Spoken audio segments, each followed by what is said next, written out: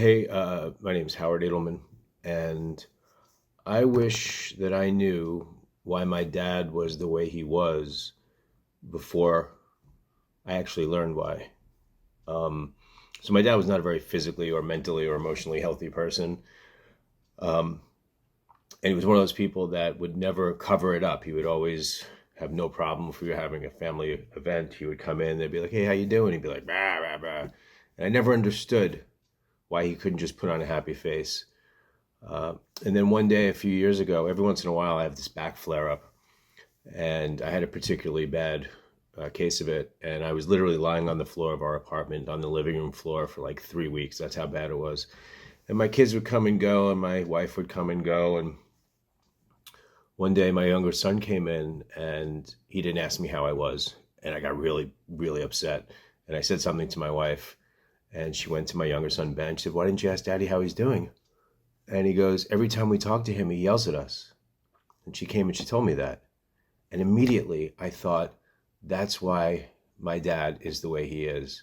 It's not because he doesn't want to be happy. It's just the world was going on around me and I was lying on the floor and I was just a really angry, bitter person. And that's what was going on with my dad. No matter what was going on, no matter who came over, no matter who he was talking to, the fact was the world was going to go on while he sat and suffered mentally and physically and emotionally. And it hit me like a ton of bricks. And my dad just happened to pass a little bit after I had that epiphany. And I decided that I was going to tell that story when I gave my eulogy. And I did. I told my family, who knew my dad to be a difficult person, I said, this is what I learned and this is what I realized. And, people don't necessarily want to be miserable. They don't want to be unhappy. They don't want to have to put on a face that they're not feeling. And my dad was just a very unhappy person. And, we always looked at it as he was just not cool.